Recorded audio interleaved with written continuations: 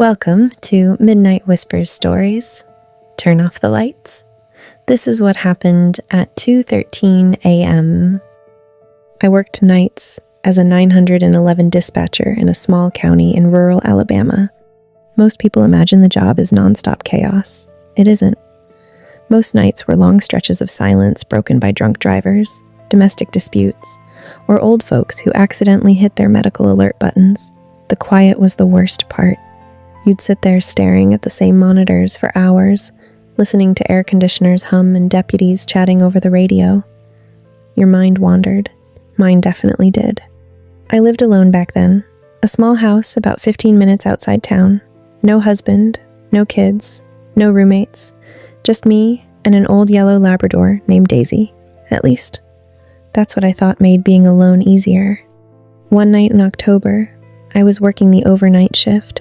At exactly 1:47 a.m., a call appeared on my screen. The number froze me for a second.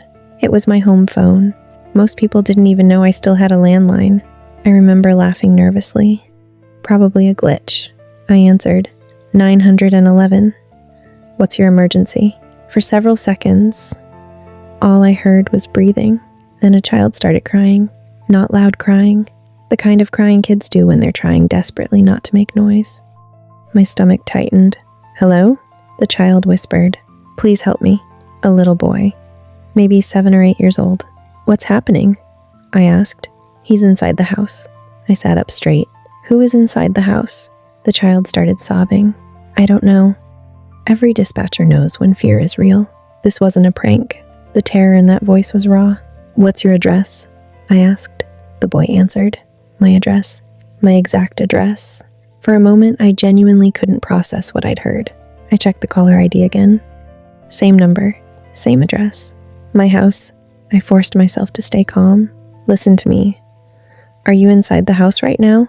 Yes. Where are your parents? No answer. Just crying. Then I heard something else. A floorboard creaking. Slowly. Somewhere in the background. The boy immediately stopped breathing. The silence that followed felt unbearable. Then he whispered. He's coming upstairs. The line went dead. I immediately dispatched deputies. 2 units responded. I told myself there had to be an explanation. Maybe the phone company had crossed lines. Maybe someone had broken into an abandoned property nearby. Maybe anything. Except what my brain kept telling me. The deputies arrived within minutes. They searched the house. Nothing. No child. No intruder. No signs of forced entry. Daisy was asleep on the couch. Everything looked normal. One deputy even joked that maybe I'd been pranked. I tried laughing. I couldn't. After they cleared the scene, I spent the next half hour reviewing the call logs.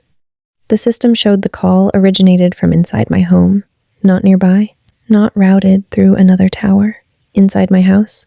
At 2:13 a.m., I requested a recording playback. The moment the audio started, something felt wrong. I recognized a sound, a faint metallic squeak, tiny, easy to miss, but I'd heard it 1,000 times. It was my hallway closet door. The hinges had always squeaked, every single time. I paused the recording, rewound it, played it again. The squeak was there, coming from inside my house.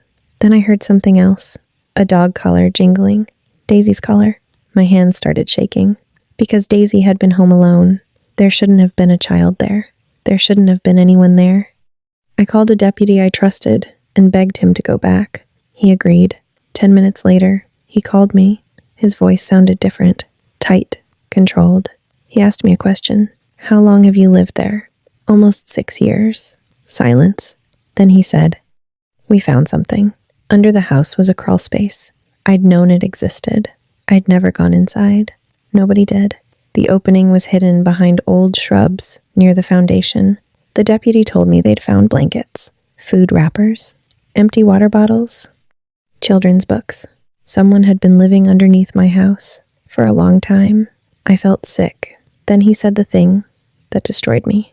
They hadn't found one child's belongings.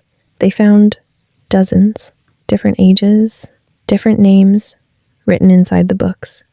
Boys, girls. Some dating back years. Authorities spent months investigating. The story eventually made state news.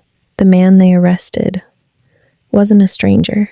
He was a former county maintenance worker, someone who'd entered hundreds of homes over decades, including mine before I bought it. The investigators believe he had been using hidden access points beneath houses for years, watching families, watching children, taking some of them, recording others. The child on the phone was eventually identified. His remains had been discovered 3 counties away almost 4 years earlier.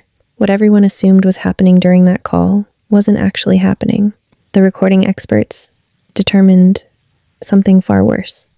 The boy wasn't calling for help that night. The man had recorded that desperate 911 call years before. At 2:13 a.m., while I sat safely at work listening to it, investigators believe the killer accidentally triggered the recording equipment hidden beneath my house. The voice I'd heard wasn't live. The child had been dead for 4 years. And for 6 years, while I slept above him every night, his killer had been living underneath me. If this story kept you up tonight, you know where to find us. Midnight Whispers Stories. New story every week. Subscribe if you dare.